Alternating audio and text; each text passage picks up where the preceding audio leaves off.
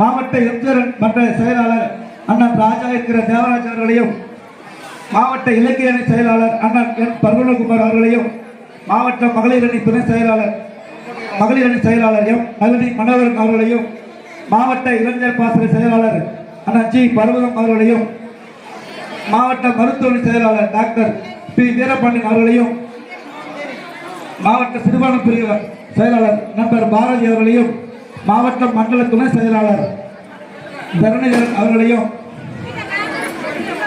மற்றும் ஒன்றிய கழக செயலாளர்கள் அண்ணன் கலசபாக்கம் கே சி கிருஷ்ணமூர்த்தி அவர்களையும், எஸ் கோவிந்தராஜ் கலசபாக்கம் மேற்கு ஒன்றிய செயலாளர் அவர்களையும், மாவட்ட கலைப்பிரிவு செயலாளர் அண்ணன் எல் என் துரை அவர்களையும், மாவட்ட ஊராட்சி குழு உறுப்பினர் எங்கள் பாசமிகு அண்ணன் கே அரவிந்தன் அவர்களையும், ஜமுனாமத்தூர் ஒன்றிய செயலாளர் அண்ணன் கல்லையன் அவர்களையும், புதுப்பாளையம் நகர செயலாளர் பி எஸ் ராதா அவர்களையும், கலசபாக்கம் தொகுதி கழக செயலாளர் பொதுக்குழு உறுப்பினர் அண்ணன் ஜி சி வேலு அவர்களையும், சங்கம் ஒன்றிய கழக செயலாளர் அண்ணன் மகரிஷி மனோகர் அவர்களையும் என்று சிறப்பித்துக் கொண்டிருக்கிற உங்கள் அனைவருக்கும் கலசப்பாக்கம் சட்டமன்ற தொகுதி அனைத்து இந்திய அண்ணா திராவிட முன்னேற்ற கழகத்தின் சார்பிலேயும், திருவண்ணாமலை தெற்கு மாவட்ட அனைத்து இந்திய அண்ணா திராவிட முன்னேற்ற கழகத்தின் சார்பிலேயும் எங்களுடைய பணிவான வணக்கத்தை நாங்கள் பணிவன்போடு தெரிவித்துக் கொள்கிறோம்.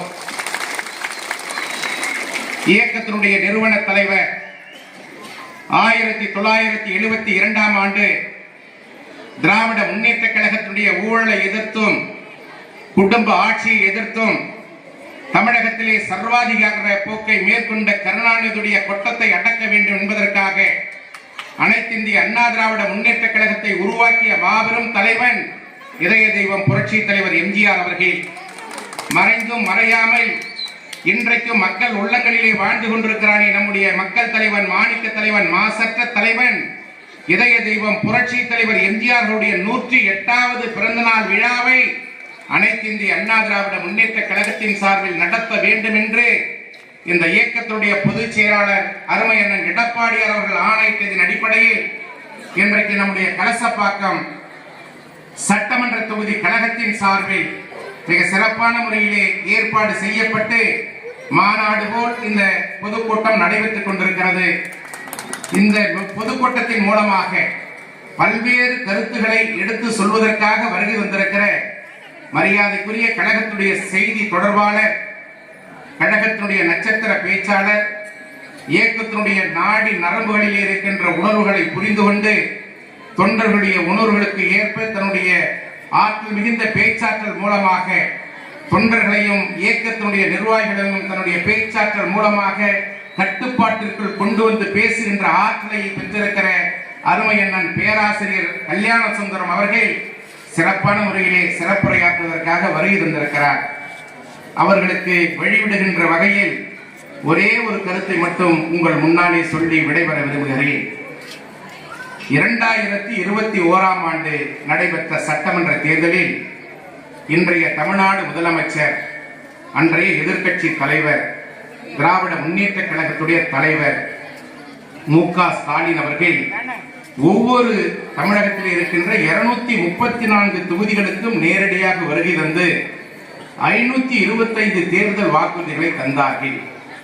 முதலமைச்சராக பொறுப்பேற்றதற்கு பின்னாலே செல்லுகின்ற இடங்களுக்கெல்லாம் நான் 90% வாக்குறுதிகளை நிறைவேற்றிவிட்டேன்.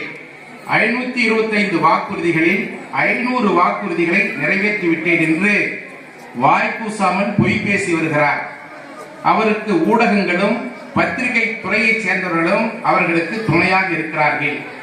இங்கே பெருமளவில் தாய்மார்கள் வருகை தந்திருக்கின்றீர்கள், படித்தவர்கள் வருகை தந்திருக்கின்றீர்கள், இந்த இயக்கத்துடைய முன்னணி தலைவர்கள் வருகை தந்திருக்கின்றீர்கள். நான் முதலமைச்சராக பொறுப்பேற்றால் சட்டமன்றத்திற்கு சென்ற உடனேயே என்னுடைய முதல் கையெழுத்து நீட் தேர்வை ரத்து செய்வதுதான் என்று கலசப்பாக்கத்திலே நடந்த தேர்தல் பரப்புரையிலே பேசியவர்தான் மு.க. ஸ்டாலின். அவர் சொல்லி 4 ஆண்டுகள் முடிந்திருக்கிறது. இதுவரை அவரால் இந்த நீட் தேர்வை ரத்து செய்ய முடிந்ததா? முதலமைச்சராக பொறுப்பேற்று 48 அமாவாசை முடிந்திருக்கிறது. இன்னும் அவருடைய ஆயுட்காலம் 12 அமாவாசை தான் என்று அண்ணன் எடப்பாடியார் அவர்கள் தெளிவாக சொல்லியிருக்கிறார். ஒன்றை புரிந்து கொள்ள வேண்டும். நீட் தேர்வை ரத்து செய்வதற்கான சூட்சுமம் எனக்கு தெரியும் என்று சொன்னார். அதற்கான ரகசியம் எனக்கு தெரியும் என்று சொன்னார். ஏன் இதுவரை உங்களால் நீட் தேர்வை ரத்து செய்ய முடியவில்லை?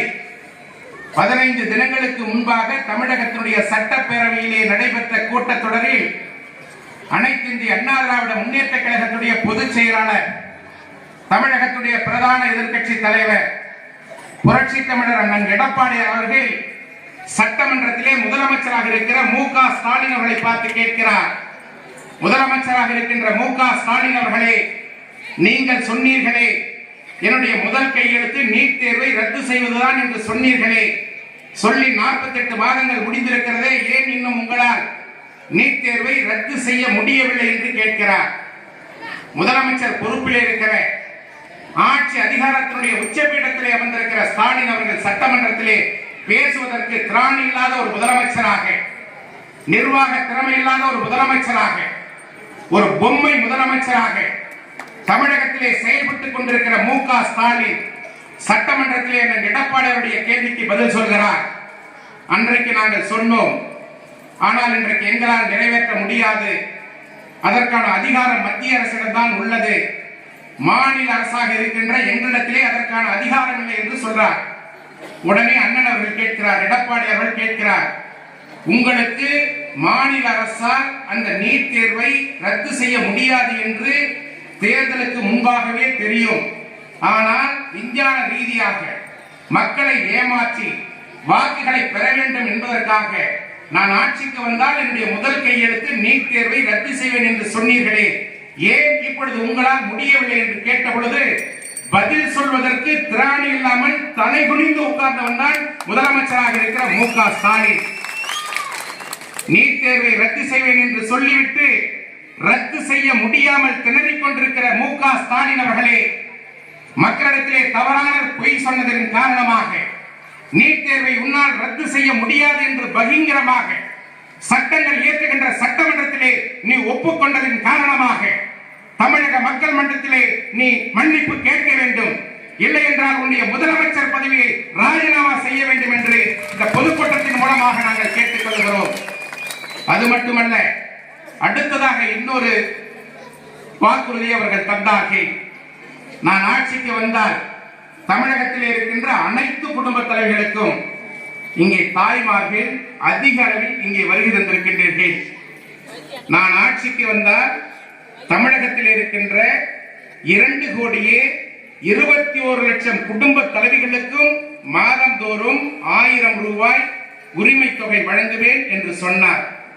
சொல்லி 48 மாதங்கள் இதுவரை முடிந்திருக்கிறது. ஆனால் முழுமையாக தரவில்லை.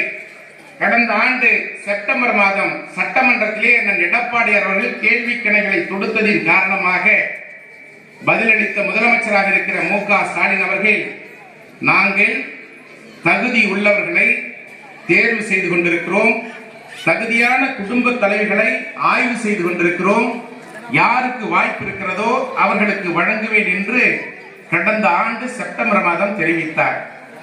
அதன் பிறகு செப்டம்பர் மாதம் 15ஆம் தேதி இந்த திட்டத்தை தொடங்குவதாக அறிவித்து முதலாம் ஆண்டு 60 லட்சம் குடும்ப தலைவிகளுக்கு மட்டுமே வழங்கினார்.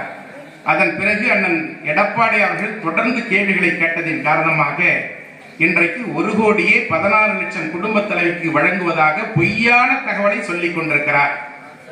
தேர்தலுக்கு முன்பாக தமிழகத்தில் இருக்கின்ற அனைத்து குடும்ப தலைவர்களுக்கும் என்று சொன்னவர், குறிப்பாக தாய்மார்களை ஏமாற்றி வாக்குகளை பெற வேண்டும் என்பதற்காக நிறைவேற்ற முடியாத இந்த வாக்குறுதியை தந்து தமிழகத்தில் இருக்கின்ற தாய்மார்களுடைய வாக்குகளை எல்லாம் பெற்று இன்றைக்கு முதலமைச்சராக பொறுப்பேற்றதற்கு பின்னாலே பல்வேறு தகுதிகளை நிர்ணயம் செய்கிறார். மாடி வீடு இருந்தால் உரிமை தொகை இல்லை, அரசு பணியிலே அந்த குடும்பத்திலே யாராவது வேலை செய்தால் அவர்களுக்கு உரிமை தொகை இல்லை, ஆண்டு வருமானம் 72,000 ரூபாய்க்கு மேலாக இருந்தால் அவர்களுக்கு உரிமை தொகை இல்லை, நிலம் வைத்திருந்தால் அவர்களுக்கு உரிமை தொகை இல்லை, 4 சக்கர வாகனங்கள் 2 சக்கர வாகனங்கள் வைத்திருந்தால் அவர்களுக்கு உரிமை தொகை இல்லை என்று 67 நிபந்தனைகளை விதித்து இன்றைக்கு 80 லட்சம் குடும்ப தலைவர்களுக்கு மட்டுமே அந்த திட்டத்தை செயல்படுத்திக் கொண்டிருக்கிறார். இன்றைக்கு தமிழக அரசுடைய கஜானா காலியாகி கொண்டிருக்கிறது. எந்த நேரத்திலேயும் இந்த திட்டத்தை நிறுத்தக்கூடிய சூழ்நிலை இன்றைக்கு உருவாகி கொண்டிருக்கிறது. எனவே மத்திய அரசு மாநில அரசின் மீது கஜானாவை காலி செய்து திவாலாக்கிவிட்ட இந்த அரசை எந்த நேரத்திலேயும் டிஸ்மிஸ் செய்வதற்கான சூழ்நிலை இன்றைக்கு தமிழகத்திலே உருவாகி கொண்டிருக்கிறது. அது மட்டுமா, இன்னும் பல்வேறு வாக்குறுதிகளை தந்தார்கள். நான் ஆட்சிக்கு வந்தால் நெல் உற்பத்தி செய்கின்ற விவசாயிகளுக்கு குவிண்டால் ஒன்றுக்கு 2500 ரூபாய் தருவேன் என்று சொன்னார். சொன்னபடி வழங்கினாரா? கரும்பு டன் ஒன்றிற்கு 4000 ரூபாய் தருவேன் என்று சொன்னார். சொன்னபடி தந்தாரா? காளை மாடு வளர்ப்போருக்கு மாதந்தோறும் 1000 ரூபாய் உரிமை தொகை வளர்ப்பு தொகை வழங்குவேன் என்று சொன்னார். சொன்னபடி தந்தாரா? நான் ஆட்சிக்கு வந்தால் பெட்ரோல் டீசல் விலைகளை குறைப்பேன் என்று சொன்னார். சொன்னபடி செய்தாரா? நான் ஆட்சிக்கு வந்தால் மாணவ மாணவிகள் வாங்கிய அனைத்து கல்வி கடன்களையும் ரத்து செய்வேன் என்று சொன்னார். சொன்னபடி செய்தாரா? நான் ஆட்சிக்கு வந்தால் சிலிண்டர் ஒன்றுக்கு மானியமாக 100 ரூபாய் மாதந்தோறும் தருவேன் என்று சொன்னார். சொன்னபடி செய்தாரா?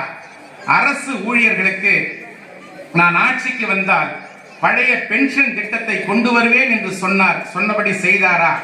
பகுதி நேர ஆசிரியர்களை நிரந்தரம் செய்வேன் என்று சொன்னார். சொன்னபடி செய்தாரா? அதே போல எண்ணற்ற திட்டங்களை எல்லாம் அறிவித்துவிட்டு இன்றைக்கு எந்த தேர்தல் வாக்குறுதியும் நிறைவேற்ற முடியாமல் 525 தேர்தல் வாக்குறுதிகளில் 15 வாக்குறுதிகளை மட்டுமே இன்றைக்கு நிறைவேற்றியிருக்கிற மு.க. ஸ்டாலின் அவர்கள் 90% தேர்தல் வாக்குறுதிகளை நிறைவேற்றி விட்டேன் என்று தவறான செய்தியை தமிழக மக்கள் மத்தியிலே காரணமாக இன்றைக்கு தன்னுடைய ஆட்சி அதிகாரத்தை தவறான முறையிலே துஷ்பிரயோகம் செய்து கொண்டிருக்கிறார் என்பதை நாட்டு மக்கள் மறந்துவிட வேண்டாம். தான் என்ன செய்தாலும், குடும்ப ஆட்சியை நடத்தினாலும், லஞ்ச லாவண்யங்களிலே திளைத்தாலும் தமிழக மக்கள் கண்டுகொள்ள மாட்டார்கள் என்ற இருமாப்போடு இன்றைக்கு ஆட்சி செய்து கொண்டிருக்கிறார். அதன் காரணமாக புரட்சி தலைவர் எம்ஜிஆர்களால் கொண்டு வரப்பட்ட திட்டங்கள், புரட்சி தலைவி அம்மார்களால் கொண்டு வரப்பட்ட திட்டங்கள், அண்ணன் எடப்பாடியார்களால் கொண்டு வரப்பட்ட பல்வேறு திட்டங்களை எல்லாம் இன்றைக்கு இந்த ஆட்சியின் மூலமாக மூடு விழா நடத்தி கொண்டிருக்கிறார்கள். புரட்சி தலைவி அம்மா அவர்களால் கொண்டு வரப்பட்ட அம்மா உணவகம் மூடப்பட்டு விட்டது. அம்மா மருந்தகம் மூடப்பட்டு வருகிறது. அம்மா மினி கிளினிக் மூடப்பட்டு வருகிறது. அம்மா தண்ணீர் இன்றைக்கு மூடப்பட்டு வருகிறது. அம்மா உப்பு நிறுத்தப்பட்டு விட்டது. அம்மா சிமெண்ட் நிறுத்தப்பட்டு விட்டது. அம்மாவின் திருப்பெயராலே தொடங்கப்பட்ட அத்தனை திட்டங்களையும் இந்த ஆட்சியாளர்கள் நிறுத்தி கொண்டிருக்கிறார்கள். புரட்சி தலைவி அம்மாவர்களால் கொண்டு வரப்பட்ட தமிழகத்தில் இருக்கின்ற ஏழை தாய்மார்களுடைய கண்ணீரை துடைக்க வேண்டும் என்பதற்காக கொண்டு வந்த தாலிக்கு தங்கம் திட்டத்தை இன்றைக்கு இந்த அரசு நிறுத்தி இருக்கிறது. திருமணம் செய்து கொள்கின்ற மணமகளுக்கு உதவித்தொகையாக 50,000 ரூபாய் வழங்கியதை இந்த அரசு நிறுத்தி இருக்கிறது. அண்ணன் எடப்பாடி அவர்களால் கொண்டு வரப்பட்ட 50% மானிய விலையில் ஸ்கூட்டி வழங்குகின்ற திட்டத்தை இந்த அரசு நிறுத்தி இருக்கிறது. இப்படி எண்ணற்ற திட்டங்களை நிறுத்தி இருக்கிற இந்த அரசு மக்களின் மீது வரி மேல் வரியாக விதித்துக் கொண்டிருக்கிறது. இன்றைக்கு சொத்து வரி உயர்த்தப்பட்டிருக்கிறது. மின்சார கட்டணம் உயர்த்தப்பட்டிருக்கிறது. சிமெண்ட் விலை உயர்த்தப்பட்டிருக்கிறது. கம்பி விலை உயர்த்தப்பட்டிருக்கிறது. பால் விலை உயர்த்தப்பட்டிருக்கிறது.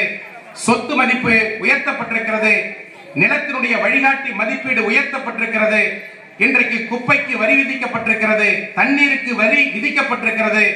கழிவு நீர் அகற்றுவதற்காக இன்றைக்கு வரி விதிக்கப்படுகின்ற ஒரு கொடுமையான சர்வாதிகார ஆட்சி இன்றைக்கு தமிழகத்திலே நடைபெற்றுக் கொண்டிருக்கிறது. யாரும் மறந்துவிட வேண்டாம். இந்த தொகுதியினுடைய சட்டமன்ற உறுப்பினர் திரு சரவணன் அவர்கள் தான் செல்லுகின்ற இடங்களை எல்லாம் சென்று கடந்த 20 ஆண்டு கால அனைத்து இந்திய அண்ணா திராவிட முன்னேற்ற கழகத்துடைய சட்டமன்ற உறுப்பினர்களின் ஆட்சியின் பொழுது கலசப்பாக்கம் சட்டமன்ற தொகுதி இருண்டு விட்டது என்று சொல்லுகிறார். அதற்கு இந்த மாவட்டத்துடைய அமைச்சராக இருக்கிற ஏவா வேல் அவர்கள் தாளம் போடுகிறார். 2001ஆம் ஆண்டு அனைத்து இந்திய அண்ணா திராவிட முன்னேற்ற கழகத்துடைய ஆட்சி உருவாக்கப்பட்டது. அன்றைக்கு புரட்சி தலைவி அம்மாவர்களால் திருவண்ணாமலை மாவட்டத்திலே பால் உற்பத்தியாளர் கூட்டுறவு ஒன்றியத்தின் மூலமாக பால் பவுடர் தயாரிக்கின்ற தொழிற்சாலையை கொண்டு வந்தது இதய தெய்வம் புரட்சி தலைவி அம்மாவுடைய ஆட்சியில் என்பதை யாரும் மறந்துவிட முடியாது. 2006ஆம் ஆண்டு கலசப்பாக்கம் சட்டமன்ற தொகுதியை அனைத்து இந்திய அண்ணா திராவிட முன்னேற்ற கழகம் வென்றெடுத்தது.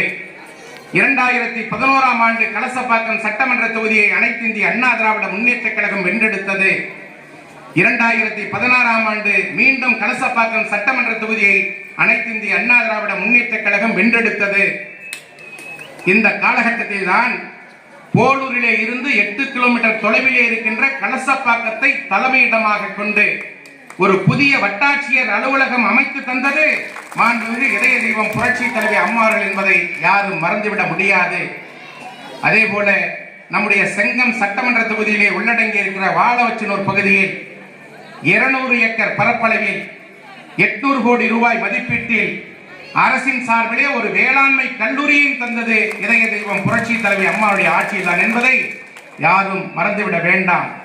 அதே போல திருவண்ணாமலையிலே மாண்புமிகு அம்மாவர்கள் முதலமைச்சராக இருந்த பொழுதுதான் ஏறக்குறைய 250 கோடி ரூபாய் மதிப்பீட்டிலே மருத்துவ கல்லூரியும் மருத்துவ மனையையும் கொண்டு வந்தது புரட்சி தலைவி அம்மாவர்கள் தான் என்பதை யாரும் மறந்துவிட முடியாது. குறிப்பாக நம்முடைய கலசப்பாக்கம் சட்டமன்ற தொகுதியிலே இந்த 20 ஆண்டு கால அனைத்து இந்திய அண்ணா திராவிட முன்னேற்ற கழக உறுப்பினர்கள் காலத்திலே ஏறக்குறைய 216 இடங்களிலே பகுதி நேர கூட்டுறவு கடைகள் திறக்கப்பட்டிருக்கிறது. ஏறக்குறைய 40 இடங்களுக்கு மேலாக புதிய பேருந்துகள் இயக்கப்பட்டது.